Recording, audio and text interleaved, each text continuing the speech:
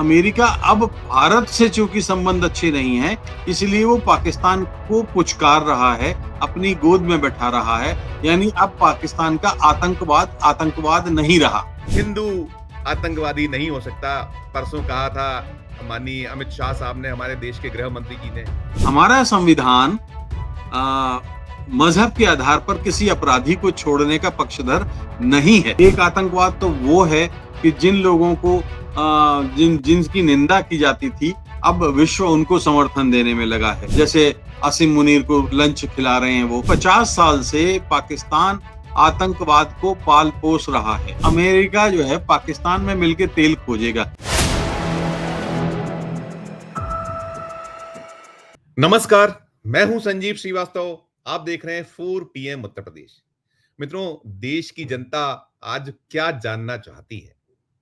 वो जानना चाहती है कि पहलगाम आतंकवादी नरसंहार और उसके बाद ऑपरेशन सिंदूर और फिर सीज फायर जिसे लेकर कहीं बार बार डोनाल्ड ट्रंप, अमेरिका के राष्ट्रपति, ये दावा कर रहे हैं कि सीज फायर उन्होंने कराया।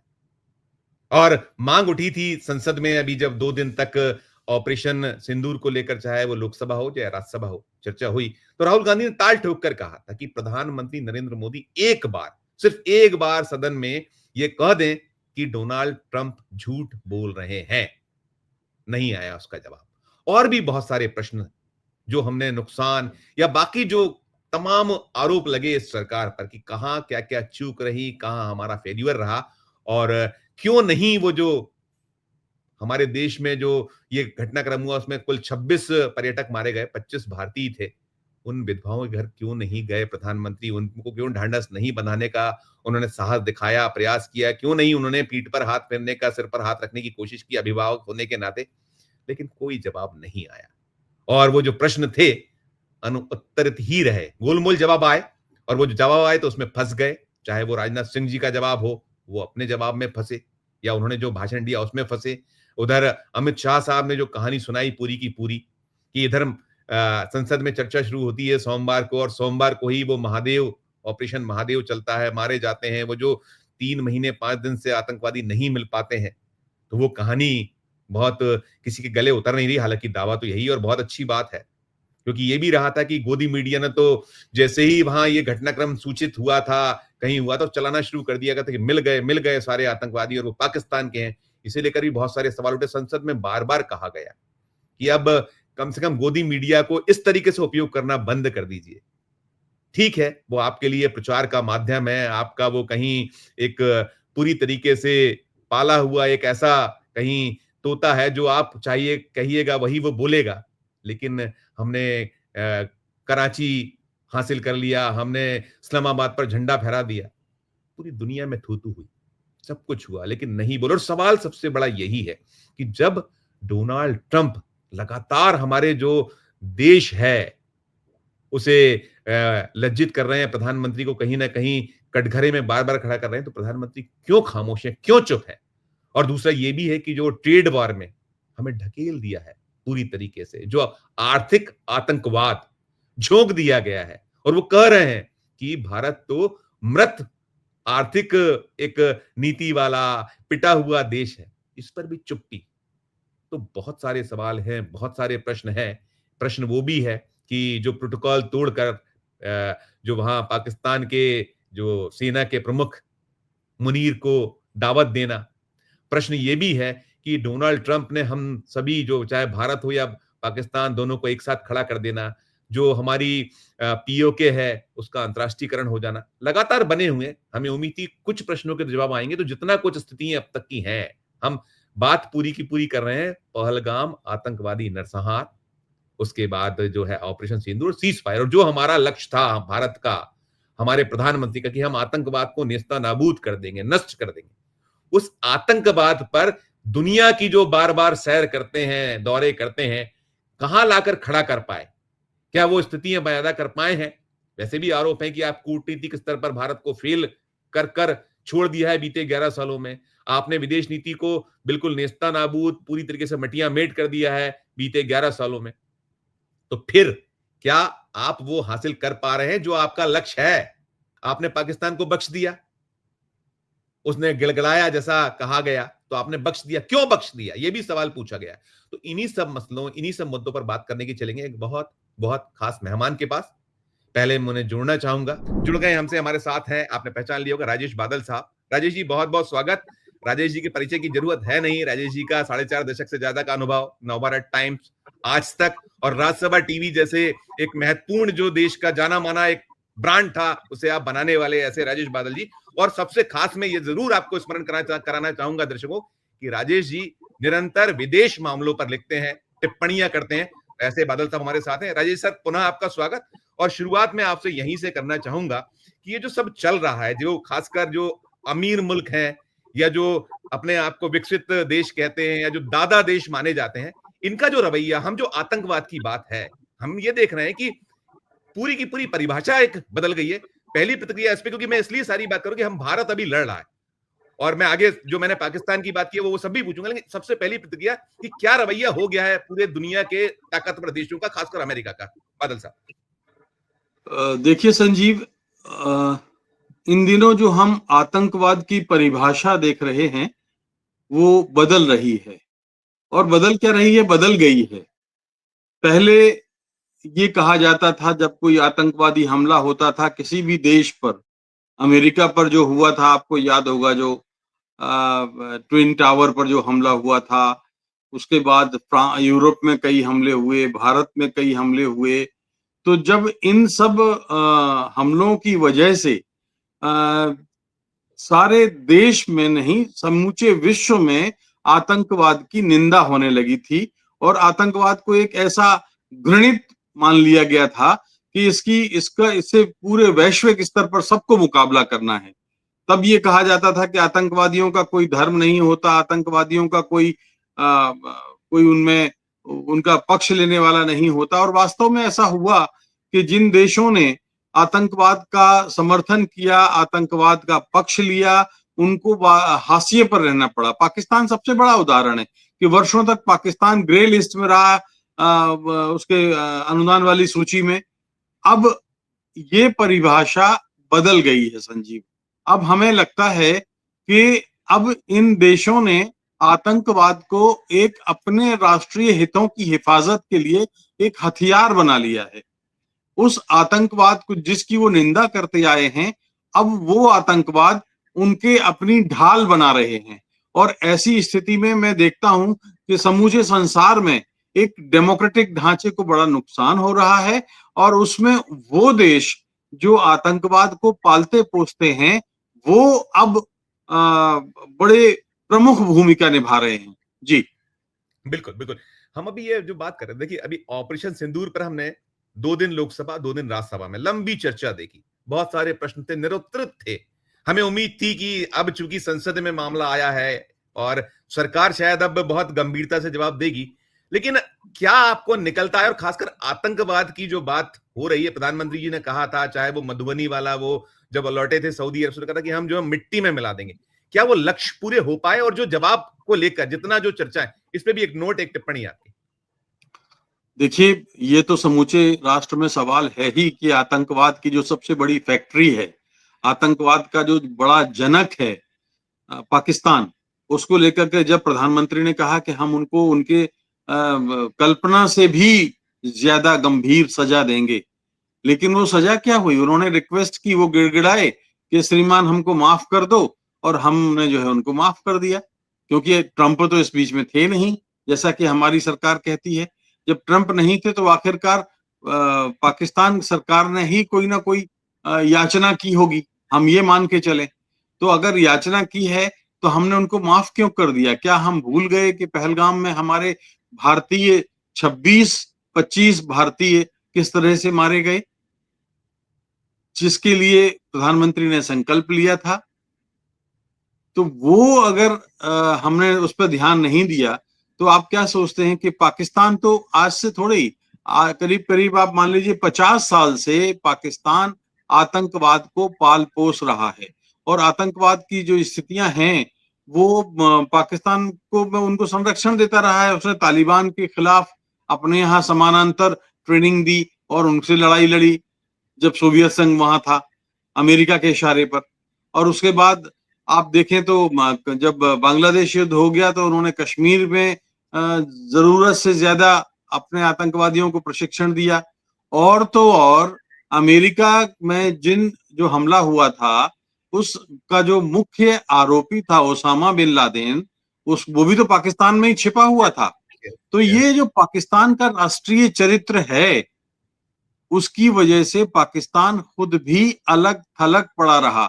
अमेरिका उसको भाव नहीं देता था, रूस उसको भाव नहीं देता था, चीन उसको चीन का तो खैर हमेशा ही उस पर बरदहस्त रहा है, लेकिन चीन खुलकर के इस तरह से नहीं आता था। लेकिन आज हम देखते हैं कि वही पाकिस्तान अमेरिका की गोद में बैठा हुआ है। ट्रंप कहते हैं कि मैं पाकिस्तान को प्यार करता हूं। अरे भाई, एक आतंकवादी मुल्क जो 50 साल से अमेरिका की नीति में था कि वो एक आतंकवादी देश है और ओसामा बिन लादेन को संरक्षण देने वाला देश है, उसको ट्रंप प्यार कर रहे हैं।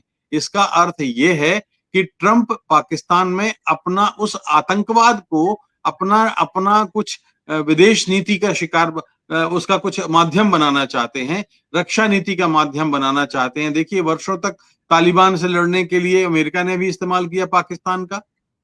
और पाकिस्तान, आप देखें कि पाकिस्तान चाहता है कि उसकी आर्थिक स्थिति बहुत खराब है तो अमेरिकी मदद से वो शायद थोड़ा सा आगे बढ़ जाए। तो अमेरिका अब भारत से चूंकि संबंध अच्छे नहीं है, इसलिए वो पाकिस्तान को पुचकार रहा है, अपनी गोद में बैठा रहा है। यानी अब पाकिस्तान का आतंकवाद नहीं रहा, ये मैं कहना चाहता हूँ। नहीं, बिल्कुल, बिल्कुल। उन्होंने तो अभी हमने ये भी देखा कि वही अमेरिका जिसने उन्हें वो टेररिस्ट जो उसका प्रमुख बना दिया पाकिस्तान को, एक ये बड़ा अचंभित करने वाली बात थी। दूसरी चीज 9/11 जो आपने बात की, ट्विन्स टावर, 9/11 भूल गया क्या अमेरिका? और जिस तरीके से पींगे बढ़ाना, अभी ये जो टैरिफ वार है, टैरिफ वार में जो रवैया है, जैसे हमने कल निकल कर आया था राजेश सर, कि उन्होंने पाकिस्तान से तेल की डील कर ली। हमें वो धमका रहे हैं कि आपने यदि रूस के साथ में तेल डील बंद नहीं की, आपने सैन्य खरीदी बंद नहीं की, तो फिर आपको हम भारी जुर्माना करेंगे। ये जो है, और उसपे मैं वही कि चुप्पी क्यों है प्रधान, जैसे कल भी हमने देखा इतना बड़ा, परसों वो आया था, उन्होंने सारा 25% टैरिफ को अनाउंस किया, फिर कल आ गया। कल तो हमारे जो है कुछ तेल कंपनी 6 जो है हमारे यहाँ, जो कहीं आरोप है कि ईरान से चोरी छुपे कथित तौर पर खरीदी, उनको बैन किया। और अब ये सारी चीजें, और हमारे प्रधानमंत्री जी नहीं आए संसद में, संसद चल रही थी राजेश सर, आपने बहुत कवर किया है संसद को, कॉमर्स मिनिस्टर को आगे कर दिया, पीयूष गोयल ने बयान दिया। ये क्या उचित है? यहां भी खामोशी चुप्पी रहना ठीक लगता है आपको? इस पे एक नोट सर। देखिए, ये तो कतई कोई भी उसको उचित नहीं ठहराएगा।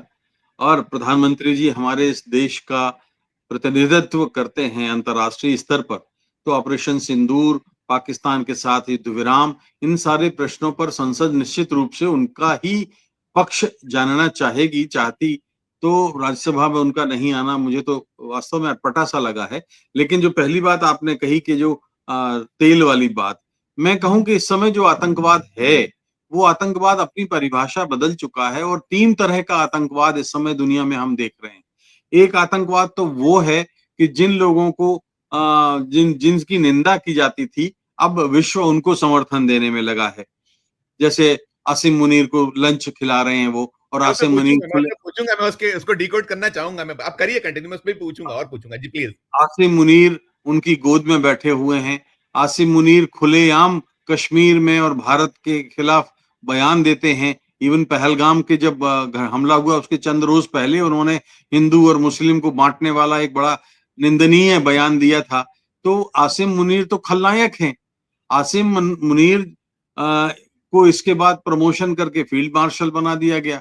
वो अमेरिका की गोद में अभी भी बैठे हुए हैं। आसिम मुनीर संभवतः चाहते होंगे कि परवेज मुशर्रफ की तरह उस शैली में वो राष्ट्र प्रमुख बन जाएं, वो एक अलग बात है। लेकिन देखिए क्या हुआ है, इमरान खान लोकतांत्रिक पद्धति से चुने गए प्रधानमंत्री जेल में है। जब अभी ये पहलगाम के बाद भारत ने आतंकवादी ठिकानों पर हमले किए तो उनसे जबरदस्ती समर्थन लिया गया। कल कोई बड़ा फैसला भी आया है पूरे के पूरे लेकिन आज रात को जो कल मतलब देर शाम को 166 इमरान के समर्थक, उनमें सांसद भी हैं, राजनेता भी हैं, कार्यकर्ता भी हैं, उनको 10 साल की कैद हो गई। तो मैं ये कहता हूं कि एक वो आतंकवाद है जो अंतरराष्ट्रीय स्तर पर हम देखते हैं कि कोई देश अपने स्वार्थ के लिए आतंकवाद को मोहरा बनाता है। दूसरा आतंकवाद वो है जो पाकिस्तान समेत कई देश यानी अपने ही देशों को डरा के, अपने ही नागरिकों को डरा के, अपने ही लोगों को आतंकित करके और अपनी सरकार या हुकूमत बचाना चाहते हैं। बलूचिस्तान में पाकिस्तान ने कसाईयों जैसा व्यवहार किया है। वहां बलूचियों पर पैटर्न टैंक भेजे गए हैं, हवाई हमले हुए हैं, अनगिनत बलूची मारे गए हैं। तो बलूचिस्तान को पाकिस्तान ने कभी अपना पहले दिन से नहीं माना। आप देख लीजिए कि तालिबान के उस मोर्चे पर देखें तो वहां पर कितना नहीं मारा है। अपनी सत्ता बनाए रखने के लिए पाकिस्तान ने हमेशा पीओके के लोगों को वो इस्तेमाल कर रहा है। पीओके के लोग मारे जाते हैं, उसके कानों में जूं तक नहीं रेंगती। तो ये एक कहानी वो है कि आप अपने घर के भीतर अपनी सेना की हुकूमत, सेना का दबदबा बनाए रखने के लिए आप उस आतंक फैलाते हैं। आप देख लीजिए अफगानिस्तान में एक दौर था जब तालिबान ने ये किया था, अपने देश के लोगों पर आतंक फैलाया था। आप चीन देख लीजिए, चीन में थियानमन चौक में जिस तरह से लोकतंत्र की बहाली की मांग कर रहे थे उनके नौजवान छात्र, उन पर किस तरह से जलियांवाला बाग की तरह गोलियां चला करके उनको सैकड़ों छात्रों को मार डाला गया था।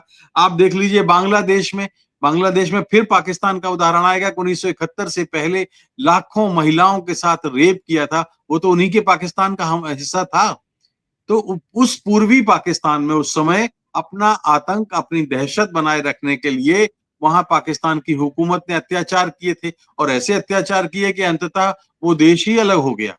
तो ये एक आतंकवाद का दूसरा रूप है। म्यांमार में आप देख लीजिए आंग सान सूची जो है जेल में है, वो बेचारी लोकतंत्र की बहाली की मांग कर रही थी। लोकतंत्र बहाल हुआ, चुनाव में वो जीती, प्राइम मिनिस्टर बनी और उसके बाद फिर उनको हटा करके जेल में डाल दिया गया। तो अब म्यांमार के फौज चीन के पाल गोद में बैठी हुई है। तो आप एक म्यांमार देख लीजिए, उत्तर कोरिया आप देख लीजिए, उत्तर कोरिया में भी यही हो रहा है कि अपने नागरिकों को ही डराने के लिए वो जो है ऐसा इस्तेमाल करते हैं आतंकवाद का। तो और तीसरा जो कारण है वो आर्थिक आतंकवाद है, उस पर मैं अभी बताऊंगा कि कैसे उसकी नहीं, बात है अब कि किस आपने तरह दो से आर्थिक आतंकवाद के जरिए देशों को परेशान किया जा रहा है और अपना प्रभाव डाला जा रहा है।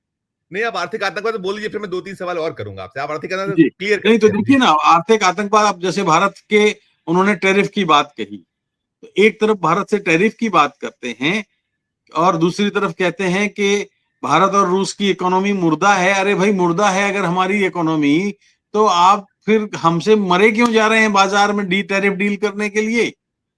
फिर आप ये क्यों कह रहे हैं? एक बचपन में हम लोग गांव में रामलीला देखा करते थे संजीव। तो उसमें जब परशुराम संवाद होता था तो लक्ष्मण जी आते थे, रामचंद्र जी उनको बड़े समझाते थे परशुराम को, लक्ष्मण जी उसको तिलिलिली करके फिर उनको गुस्सा कर देते थे। तो ये अमेरिका जो काम कर रहा है वो तिलिली करने का कर रहा है। यस, अब वो यस। कह रहे हैं कि अमेरिका जो है पाकिस्तान में मिलके तेल खोजेगा। अरे भाई तेल खोजने का मतलब ऐसा थोड़ी है किराने की सब्जी आप ले आओ, तेल जहां होगा वहीं तो मिलेगा। अगर तेल का भंडार, इतना बड़ा भंडार पाकिस्तान के पास था, तो 75 साल में जैसे दूसरे मिडिल ईस्ट के देश तेल खोज रहे हैं, तब तो पाकिस्तान की इकोनॉमी इतनी खराब नहीं थी। तब तो पाकिस्तान देख सकता था, पाकिस्तान में तेल है ही नहीं। तो जहां तेल है ही नहीं, लेकिन आपको डराने के लिए आपने देखिए उन्होंने कहा कि रूस और यूक्रेन का जंग हम रोक देंगे। तो अमेरिका ने यूक्रेन से 50% खनिजों का समझौता किया और वो खनिज जो है जब यूक्रेन ने वादा कर दिया, समझौता कर दिया, यानी दूसरा अपनी आर्थिक स्थिति सुधारने के लिए दूसरे को रौब में डालकर और अपना वो भी एक तरह से, मैं तो इसको एक तरह से आतंकवाद ही मानता हूं। ईरान पर बंदिशें आपने लगाई, लेकिन आप चाहते हैं कि भारत भी अपना तेल खरीदना बंद कर दे, भारत भी अपना सारा कारोबार बंद कर दे। शुरुआत में भारत ने लिहाज कुछ किया, अभी भी लिहाज कुछ कर रहे हैं, लेकिन क्या है कि वो जब अमेरिका सिर्फ एक ऐसा चतुर चालाक बनिया है जिसकी नीति में कभी बदलाव नहीं आता, और हम ईरान से हमारे सदियों पुराने अच्छे संबंध थे, तो भारत को अपने पड़ोस और अपने आसपास को देखते हुए, अपनी भौगोलिक स्थिति को देखते हुए स्वतंत्र विदेश नीति और रक्षा नीति तय करने का हक है। लेकिन अमेरिका इसको भी अलाउ नहीं करने देना चाहता। भाई ईरान के पीछे चाबहार बंदरगाह भारत ने बनाया, इंदिरा गांधी के जमाने से प्रोजेक्ट चल रहा था। और अब जब हमें फसल लेने की नौबत आई, आम का खाने की नौबत आई, तो आप कहते हैं कि आप बंद कर दो। तो ये अमेरिका का जो रवैया है वो आतंकवादी रवैया है। वो छोटे देशों पर, विकासशील देशों पर वो इस तरह का रवैया थोपता है। वो बांग्लादेश से अब चाहता है कि बांग्लादेश उसको हेल्प करे। बांग्लादेश की आंखों में समझ में आ रहा है, शेख हसीना की सरकार उन्होंने इसलिए हटाई थी कि सेंट मार्टिन द्वीप उन्होंने नहीं दिया। तो हर जगह वो अपनी उपस्थिति एक डरा कर, दहशत फैलाकर रखना चाहता है। ये आर्थिक आतंकवाद है। अपने लोगों को मारना वो एक घरेलू आतंकवाद है। दूसरे देशों को के आतंकवाद को अपने अवसर में भुनाना ये अंतर्राष्ट्रीय आतंकवाद है। ये तीनों परिभाषाएं इन दिनों आतंकवाद की बदल गई। राइट सर, आपने देखिए वो तमाम चीजें की। एक तो आपने बात की, पीओके की बात की थी, बल्कि उसके पहले मैं ये चाहूंगा कि लिहाज क्यों, एक सवाल आप ये जो आपने कहा भारत लिहाज कर रहा है, और दूसरा आपने तानाशाही जैसी बात की कि तानाशाही दुनिया में चल रही, कि आपको जो आपका विरोधी है उसको आप, भारत में नहीं चल रहा है ये सब, देश में इस वक्त क्या हो रहा है, कितने लोग ऐसे हैं जो अगर आप स्वतंत्रता, जो आपकी अभिव्यक्ति की स्वतंत्रता खतरे में पड़ी, कैसे कैसे लोग जेल में है। यहाँ ठीक है कि अभी बड़ा कोई लीडर नेता वैसा नहीं दिखता, लेकिन यहाँ और वहां में बुनियादी कौन सा बहुत ज्यादा अंतर है, इस पे भी एक नोट सर। देखिए, आपको याद होगा बीते दिनों एक रिपोर्ट आई थी जिसमें कहा गया था कि जो भारत है, भारत में भारत का अभिव्यक्ति की स्वतंत्रता और पत्रकारिता के जो मापदंड हैं, उन पर कितना नीचे स्थान, मेरा ख्याल है अगर मुझे ठीक याद है तो 166वां नंबर है। Yes sir, yes sir. जिस भारत के संविधान में अनुच्छेद 19 के तहत अभिव्यक्ति की आजादी है, वहां हम इतने नीचे पहुंच गए। ये हमारे लिए, मुझे लगता है, शर्म की बात है। और आप क्या सोचते हैं कि क्या पत्रकारिता और अभिव्यक्ति किसी देश की हुकूमत को बदल सकती है? हम अपना काम कर रहे हैं, लेकिन हम अगर क्या एक लोकतांत्रिक नजरिए से, लोकतांत्रिक तरीके से चुने गए प्रधानमंत्री को बदल सकते हैं? नहीं बदल सकते। जब तक कि संसद में उसकी सरकार अल्पमत में ना आए या कोई ऐसी परिस्थिति ना आए, हम किसी प्रधानमंत्री को हटा तो सकते नहीं हैं। लेकिन जब आप अभिव्यक्ति की आजादी पर हमला करेंगे, तो इसका अर्थ ये निकाला जाएगा कि कहीं ना कहीं कोई चोर चीज ऐसी है जिसको आप नहीं चाहते कि लोगों के सामने आए। ये वजह मुझे लगता है कि हो सकती है कि हमारी अभिव्यक्ति की आजादी की बात जो हो रही है। लेकिन चूंकि ये मैं कह सकता हूं कि देखिए, अब तो अमेरिका का चुनाव भी बड़े सवालों के घेरे में आ गया है। पाकिस्तान में चुनाव कैसा होता है हम जानते हैं। चीन में कैसे चुनाव होता है हम जानते हैं। रूस में कैसा चुनाव होता है हम जानते हैं। तो हमारे, कम से कम ये है कि हमारे यहाँ एक चुनाव की प्रक्रिया बची हुई है।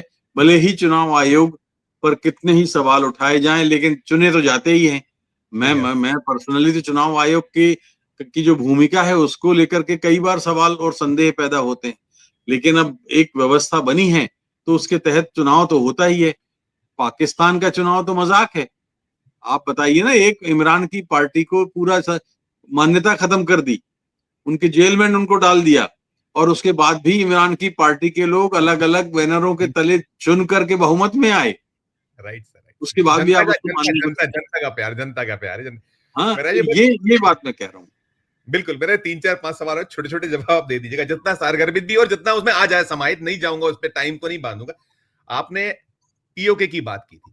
पीओके हमारा जो है, जिसको बार बार ये सरकार कहती है अब हमारा अगला लक्ष्य लेके रहेंगे, लेकिन अभी जो बीते 3 महीने, 3.5 महीने है, इसमें इसका फिर अंतरराष्ट्रीयकरण हो गया। आपने क्योंकि कहा कि उधर पीओके में उनके साथ अन्याय अत्याचार, और हमारा भी कश्मीर जो है, जो हमारा कश्मीर, वहां क्या कुछ हो रहा है। अभी आपने देखा था वहां के मुख्यमंत्री को उस तक पर पहरेदारी बैठाल दी गई थी, क्या कहेंगे आप?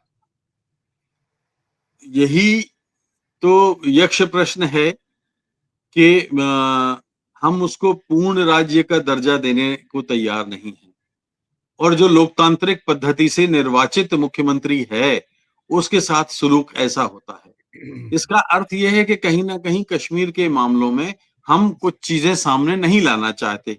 दूसरी बात जो पीओके की आपने कही है, पीओके तो हमारा हिस्सा है। इसमें तो कोई कोई मोदी जी पहली बार थोड़ी कह रहे हैं। आपको पता है 1952 से जब भारत की पहली संसद का चुनाव हुआ था, चुनाव आयोग ने चुनाव कराए थे, तब से भारत की संसद में, जम्मू कश्मीर की विधानसभा में पीओके की सीटें सुरक्षित हैं, अलग से सीटें सुरक्षित हैं। हमने कभी नेहरू जी के जमाने से लेके पीओके को पाकिस्तान का हिस्सा नहीं माना, यहां तक कि पाकिस्तान अब कहने लगा है, लेकिन 50 साल तक पाकिस्तान उसको आजाद कश्मीर ही कहता है कि हमारा भी नहीं है हिस्सा वो। अगर भाई आपका हिस्सा नहीं है तो फिर आजाद कश्मीर तीसरा कौन सा देश है? फिर तो भारत का हिस्सा है। तो ये मैं जो कह रहा हूं कि पीओके के को लेकर के जो बात है, वो बात बड़े गले नहीं उतरती। और सबसे अच्छा, अंतर्राष्ट्रीयकरण इस सरकार ने करा दिया उसका, उस विषय को हाँ, फिर वो हाँ, चला गया है। बिल्कुल। पहले कभी किसी सरकार ने इतना उसको अंतर्राष्ट्रीय विवाद का मुद्दा नहीं बनने दिया, द्विपक्षीय बातचीत पर टिका रहा। लेकिन अब तो ये अंतर्राष्ट्रीय मंचों पर खुलेआम बोला जाने लगा है। तो ये मैं कह सकता हूं कि ये पहलगाम की घटना के बाद एक बहुत अच्छा अवसर आया था भारत की सरकार के पास, जब वो पीओके पर को ले सकते थे, क्योंकि हमारा है। और पीओके, माफ कीजिए, पीओके के लोग भी भारत को पसंद करते हैं, यस क्योंकि सर, यस जिस पीओके का जो विकास होना चाहिए था वो विकास वहां नहीं हुआ। मैं आपको बताऊं, करीब करीब 20 साल पहले की बात है, 8 अक्टूबर को वहां पर कश्मीर में भूकंप आया था। तो मैं भारतीय सेना के लिए एक डॉक्यूमेंट्री बनाने गया था। वहां पर एक मुदस्सर नाम का एक मुझे व्यक्ति मिला, नौजवान था, पढ़ता था। वो मुजफ्फराबाद से एक बारात में आया था, और वो अमन सेतु पुल टूट गया तो वो यहाँ रह गया। अब जब मैंने उसको इंटरव्यू किया तो उसने कहा कि हमें तो बचपन से पढ़ाया जाता है कि जो भारत का कश्मीर है वो तो जंगली कबीलाई कल्चर में जी रहा है, ना वहां बिजली है, ना वहां पानी है, ना वहां सड़कें हैं, ना वहां कुछ है। यहाँ तो एकदम, ये तो दिल्ली बंबई जैसा कश्मीर है, श्रीनगर है। तो हमने कहा तुम्हारे यहाँ क्या है? तो मुदस्सर बोला कि हमारे यहाँ भाई साहब, हम लोग तो आज भी कबीला कल्चर में रह रहे हैं, जैसे हम 70 साल पहले थे वैसे रह रहे हैं। तो मेरे कहने का मतलब यह है कि पीओके तो खुद भी आज चाहता है कि भारत में मिले, और भारत में मिले तो इसके लिए आवश्यक है कि भारत कार्रवाई करे। अब भारत के साथ कार्रवाई का पेंच ये है कि पाकिस्तान ने एक पेंच फंसा दिया है कि उसका एक हिस्सा चीन को गिफ्ट कर दिया है। अब भारत चीन से बैर मोल ले, ये बात समझ में नहीं आती कि अंतरराष्ट्रीय स्तर पर रूस, चीन और भारत अमेरिका का मुकाबला करें, दूसरी तरफ पीओके के लिए चीन से झगड़ा मोल ले। ये थोड़ा सा एक विरोधाभास है। बिल्कुल, बिल्कुल। अरे सर, आपने भी, हम लोग आतंकवाद की बात कर रहे थे। अभी देखिए, जब कल मालेगांव बम ब्लास्ट का जो लोअर कोर्ट का फैसला आया, भोपाल की पूर्व जो बीजेपी की सांसद, अब नया एक वो फिर राग पुराना फिर नए सिरे से खड़ा हो गया, उड़ गया है कि भगवा आतंकवाद, हिंदू आतंकवादी नहीं हो सकता। परसों कहा था माननीय अमित शाह साहब ने, हमारे देश के गृह मंत्री जी ने। फिर आप कहीं ग्रीन, उसका जो टेररिज्म, अलग अलग, क्या ये उचित है परिभाषाएं, इसको गढ़ना, इस पर विवाद करना? अरे भाई, आतंकवाद आतंकवाद है ना, वो हिंदू है ना, मुसलमान है ना, सिख है ना, ईसाई, किस धर्म, वो तो उसको करना है जो है। एक नोट इस पे भी सर। देखिए, ये तो वाकई गंभीर बात है, क्योंकि अब ये न्यायपालिका का फैसला है। और न्यायपालिका का फैसला इसलिए महत्वपूर्ण है, उसमें पक्ष क्या है, आज मैंने जो उसको पढ़ा है कि बरी तो किया गया है, बरी इसलिए नहीं किया गया होगा संभवतया कि वो निर्दोष थे, बल्कि उसने जो सवाल उठाए हैं कि जो प्रमाण पहले थे वो प्रमाण अधूरे थे। यानी जो पुलिस ने, जो जांच एजेंसी हैं, उन्होंने जो सबूत जुटाए हैं उन सबूतों को कमजोर किया। दूसरा, जो गवाह थे वो बदल गए। जब गवाह बदल गए तो आप क्या करेंगे? न्यायालय तो सामने जो गवाह है उसके आधार पर निर्णय करेगा। तो हम न्यायालय को दोष देने के बजाय हमें जांच एजेंसियों को दोष देना चाहिए, जिन्होंने अपने गवाह बदलवा दिए, जिन्होंने अपने सबूत बदलवा दिए। तो फिर ऐसे में किसको सजा मिलती?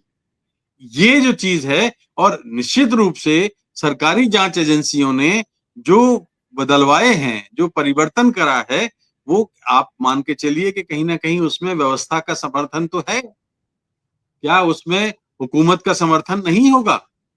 और अगर हुकूमत का समर्थन ये है अपील तो अपील अपील निश्चित नहीं कर रूप रहा है, से, महाराष्ट्र की सरकार ने कहा अपील नहीं करेंगे, ये भी निकल कर आ रहा है अभी तक जो वही आया है मैंने कहा सामने। ना। तो ये अगर बात है तो ये बहुत डराने वाली है, क्योंकि हमारा संविधान आ, मजहब के आधार पर किसी अपराधी को छोड़ने का पक्षधर नहीं है। जी। Right sir, right. अब मैं सबसे महत्वपूर्ण बात है कि जो कई नई जो अनलॉक हो पा रहे हैं मसले, हमने कई कहा कि प्रधानमंत्री जी की खामोशी, चुप्पी, ट्रंप की अपनी दादागिरी, उसके पीछे क्या सनक, खैर है कि हमको तो एक पूरा दुनिया पर आप इधर लड़वाते भी हो, फिर शांति के दूत बन के भी जाते हो, आप नोबल भी चाहते हो, वो अलग है। जो 9/11 झेलने वाला अमेरिका और वो जो प्रोटोकॉल तोड़ा गया, वो जो मुनीर को एक वो जो दावत, ये जो है दुनिया में सबसे शक्तिशाली मुल्क ऐसा कभी नहीं हुआ कि आप एक सेना के प्रमुख को बुलाकर दावत दे रहे हैं। ये क्या था? इसके पीछे क्या लगता है राजेश भैया? इसको कैसे डिकोड कीजिएगा? क्या आप इसको विश्लेषक के तौर पर विश्लेषण कीजिएगा? देखिए, कूटनीति में और अंतर्राष्ट्रीय संबंधों में, रक्षा नीति में बहुत सारी बातें पर्दे के पीछे होती हैं और पर्दे के पीछे की बातें बताई नहीं जाती। हम नहीं जानते, आपने कहा कि पहली बार, लेकिन हम नहीं जानते कि जनरल याहिया खान के साथ अमेरिका की कोई गुप्त मीटिंग कभी हुई हो। हम नहीं जानते कि व्हाइट हाउस में बुलाकर खुलेआम, सरेआम। परवेज मुशर्रफ के साथ कोई गुप्त मीटिंग नहीं हुई हो। हम नहीं जानते, लेकिन उसको प्रचारित नहीं किया गया। बहुत ही बेहद खुफिया तौर पर, बहुत ही खुफिया तौर पर चुपचाप बातचीत करके विदा कर दिया गया। चीन में पाकिस्तान के नेता जाते रहे हैं, चीन में पाकिस्तान की फौजी अधिकारी जाते रहे हैं, आला अफसर जाते रहे हैं, लेकिन उनका पता नहीं चला। लेकिन यहां ट्रंप चूंकि जानबूझ के पब्लिसिटी करा रहे हैं, बड़बोले हैं, और वो भारत को आईना दिखाना चाहते हैं, दुनिया को बताना चाहते हैं कि देखिए, संसार में दो बड़ी लोकतांत्रिक व्यवस्थाएं हैं, देश हैं, अमेरिका और भारत, लेकिन एक बड़ा लोकतंत्र जो है वो चौधरी है, और दूसरा जो लोकतंत्र है वो हम उसकी विराट स्वरूप को नहीं स्वीकार करते, वो याचक है, वो भिखारी है। तो ये एक ट्रंप की नीति है, ट्रंप की एक किताब है। उसमें उसने अपनी नीतियों का विवरण किया है कि मैं कैसे जीतता हूं। तब उसमें उसने लिखा है कि मैं पहले सामने वाले को के कद को आंकता हूं, प्रभाव को आंकता हूं, डराता हूं, धमकाता हूं, फिर जिस तरह से किसी तरह से बातचीत की टेबल पर ले आता हूं, फिर उसको बार्गेन करता हूं, उसको मजबूर कर देता हूं कि वो मेरे पक्ष में आ जाए। तो ये मजबूर करने की प्रक्रिया है। क्या आप देखिए ना, हमारे भारतीय प्रधानमंत्री के साथ क्या उन्होंने वाशिंगटन में, व्हाइट हाउस में क्या सलूक किया था? भारत के लोगों को हथकड़ी बेड़ी बांध करके भेजा था। क्या हम सब भूल जाएं? वो जानबूझ के ऐसा कर रहे हैं। वो जानबूझ के ऐसा कर रहे हैं कि 29 बार उन्होंने कहा कि हमने भारत और पाकिस्तान के बीच में युद्ध विराम कराया। अरे भाई, युद्ध विराम कराया तो आप ये माला गीता की तरह क्यों रट रहे हो, रटे जा रहे हो, जब हम एक बार खंडन संसद में कर चुके हैं? प्रधानमंत्री ने नहीं कहा। प्रधानमंत्री ने तो ये कहा कि किसी एक नेता की भूमिका नहीं है। विदेश मंत्री ने कहा, वगैरह वगैरह, रक्षा मंत्री ने कहा। हाँ, ये अलग बात है कि प्रधानमंत्री ने ट्रंप का नाम नहीं लिया। तो जब ट्रंप की भूमिका नहीं थी तो एक आदमी को पागल कुत्ते ने काटा है। वो 29 बार बोला जा रहा है, 30 बार बोलेगा, 10 बार और बोलेगा। तो जो एक कहावत है हमारे यहाँ कि 100 बार झूठ बोलो तो वो सच हो जाता है, और लोग समझते हैं कि यार ये आदमी पागल तो नहीं होगा, बोले जा रहा है झूठ। तो कुछ ना बात होती है तो होती है कोई बात, वरना बेबात तो कोई बात नहीं होती।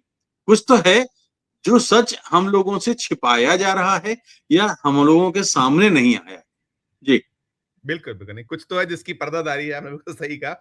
मैं अंतिम सवाल आपसे 2 सवाल एक साथ मिलाते हुए करना चाहूँगा, जितना संचित मेरा समय करीब 32 मिनट हो रहा है, तो आप जैसा करिएगा। एक तो सवाल ये कि हमने अभी जब भारत और पाकिस्तान के बीच संघर्ष हुआ, तो हमने देखे दुनिया का कोई मुल्क हमारे साथ, गिने-चुने 1, 2, 3 मुल्क दिखे और बाद में कुछ पलट भी गए। प्रधानमंत्री जी विदेश दौरों का अपना सिलसिला तोड़ते छोड़ते नहीं है, लगातार संसद भी छोड़ देते हैं। वो बहुत महत्वपूर्ण काम होगा फिर भी जाना है, फिर वो जाने वाले हैं, उनके दौरे अभी हाल ही में बीच में संसद में हुए, इस पे बड़ा बवाल हुआ एक। और दूसरा सबसे खास कि सब कुछ जो आपने कहा कि 29 बार बोल चुके, लगातार लज्जित करते हैं, लगातार दादागिरी करते हैं। कौन सी नस लगता है आपको दबी है कि जो हमारे प्रधानमंत्री चुप हैं और आप ही ने जो कहा था लिहाज कर रहे हैं? अंतिम टिप्पणी आपकी सब पर। देखिए, अब ये उनका भारतीय प्रधानमंत्री के नाते, मैं इसमें और जोड़ दूं, माफी चाहते हुए, कि विश्व गुरु की एक कहीं बीजेपी उन्हें लगातार एक उसको उस कद में पहुंचाने का प्रयत्न, और विश्व गुरु की तभी छवि जो हम देख चुके कैसी तार तार हुई है रजेश भैया, तो उसे भी जोड़ते हुए सब। देखिए, अब 2-3 चीजें हैं। पहली चीज तो ये है कि अ, विदेशों की यात्राएं एक दिन में नहीं बनती, महीनों पहले से या बल्कि साल-साल भर पहले से प्लान होती हैं। अब अचानक कोई ऐसा देश पे कोई जंग आ जाए, कोई ऐसी प्राकृतिक आपदा आ जाए, सुनामी टाइप, या कोई चीज ऐसा हो जिससे लगे कि राष्ट्र एकदम खतरे में है, तब तो यात्राएं तोड़ी जा सकती हैं। लेकिन जो चीजें मुझे मथ रही हैं, वो ये है कि संसद सत्र चल रहा है, ये देश बहुत सारे सवालों का उत्तर चाहता है और प्रधानमंत्री के मुंह से चाहता है। तो ये उत्तर क्यों नहीं आ रहा है, ये लोगों को परेशान कर रहा है।